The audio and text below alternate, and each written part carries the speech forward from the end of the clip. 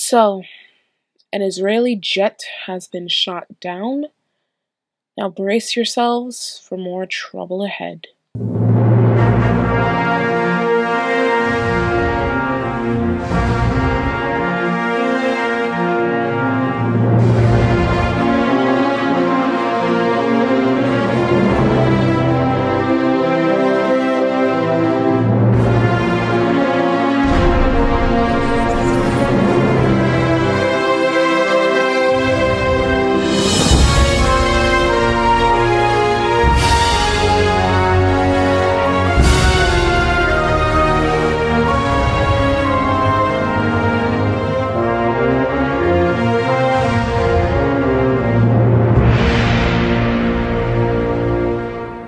Israel struck the Abu al-Tabi air base near the town of Kiswa, which is home to Syria's 1st Armored Division, at 6:30 in the morning on Saturday.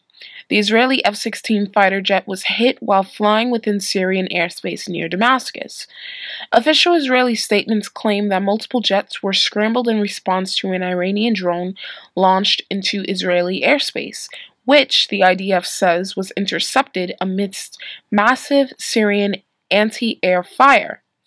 The F-16 was engaged in an operation to destroy the Syrian ground base from which the UAV was launched. According to Israeli version of events, issued by the IDF spokesman Jonathan Korkis, the operation was carried out by 8 Israeli jets, struck 12 targets in Syria, including 3 Syrian SA-5s and SA-17 air defense batteries, and 4 Iranian targets. IDF spokesman Ronen Malayas said, "We've identified an Iranian drone UAV which took off from Syrian territory. The drone was identified by IAF systems and was down by an IAF helicopter. The Iranian drone fell in our territory and is in our possession." He described the Israeli operation in Syria as quote-unquote a surgical action deep in Syria.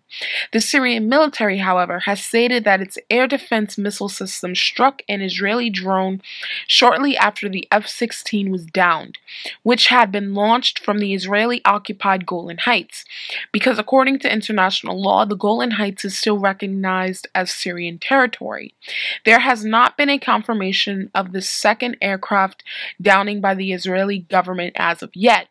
Now, in response to the F-16 downing after 8 a.m. local time, the Israeli Air Force fired several missiles targeting the Al-Kiswa area near what is said to be an Iranian base outside of Damascus. And shortly after the initial Israeli retaliation strike, a more massive wave of missiles hit a mountaintop Syrian airbase in the same area. Now, regional sources are reporting that multiple Israeli missiles struck the base, while others were intercepted by the Syrian air defense system. Israel launched missiles on locations in central Syria as well, with casualties reported among Syrian army forces and their allies. As a result of escalating events, airspace closures have been reported over northern Israel, as well as multiple Israeli air defense warning sirens sounding at the Golan Heights and throughout Lower and Upper Galilee, initially in the town of Beit Shean and later in the surrounding areas.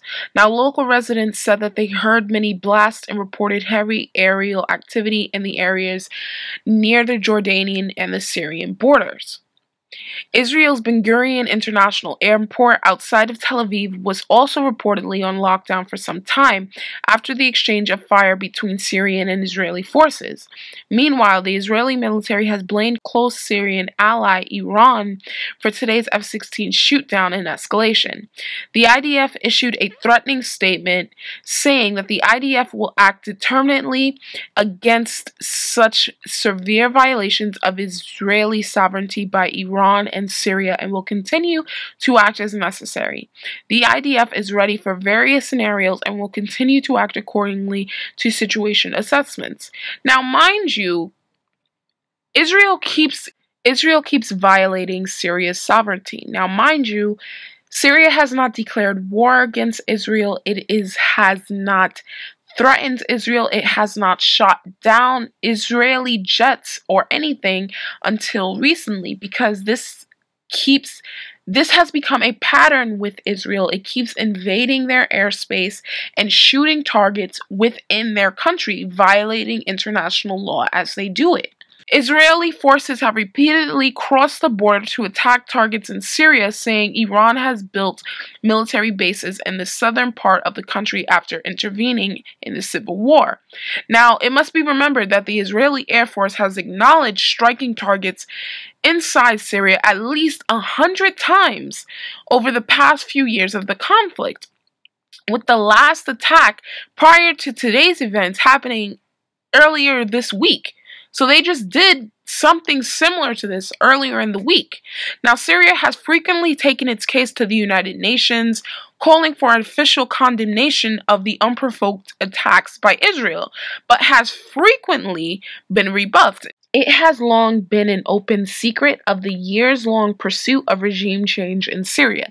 This is not new. The U.S. coalition in Syria is basically trying to destabilize the country, balkanize its resources, and remove Assad from power, one of the last actual secular Muslim leaders.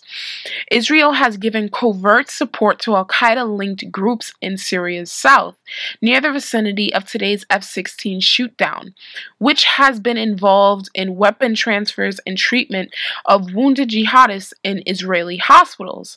And as Israel has long sought ways to justify attacks on Iranian assets in Syria, while at the same time undermining and destabilizing the Syrian government. Now, observers to the Syrian civil war say the loss of an Israeli fighter jet is unusual, and it raises concerns about a possible escalation of the military conflict. And some people are saying that Benjamin Netanyahu is using this issue with Syria as a way to diverge from the indictment that is possibly coming against him for corruption. Now, Syrian forces loyal to President Assad have hit back, saying Israel will see a severe and serious response to its terrorism from now on. Iranian President Hassan Rouhani said if one country thinks it can achieve the desired results by increasing terrorism, interfering in the affairs of other countries, or by bombing neighboring countries, it is mistaken.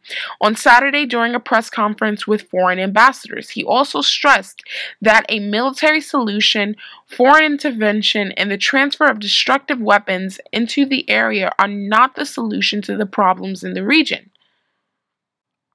Israel says that Iran and Syria are playing with fire, but that Israel does not want an escalation.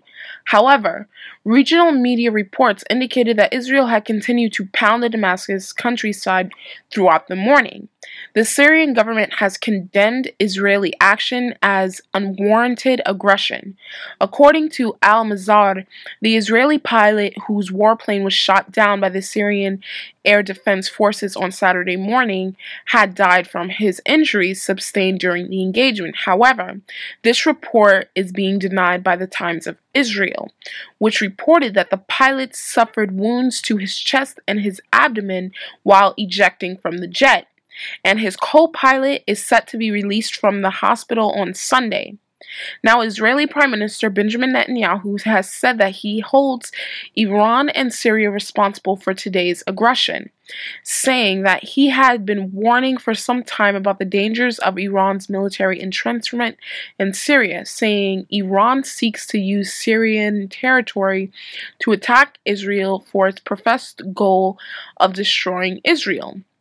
Russia's foreign ministry said it was extremely concerned by the latest developments and urged all sides to exercise restraint, saying it is necessary to unconditionally respect the sovereignty and territorial integrity of Syria and other countries in the region. While in Washington, President Trump's administration has backed Israel's hawkish stance on Iran, had declared containing Tehran's influence as an objective of its Syria policy. Now we see the Syrian conflict entering into a new stage and a new point. We still see the United States trying to balkanize Syria, trying to create a Kurdistan and carving off parts of Syria to create their proxy state. We see that Turkey invading Syria, violating international law like the rest of its NATO counterparts, shooting and killing Kurds in Afrin. We see now that the Israeli jet has been down, what kind of escalation and what they will do in the future. So things are just going to go from bad to worse. I'm the Millennial Revolt. Thank you guys so much for watching, and you have a wonderful day. Bye.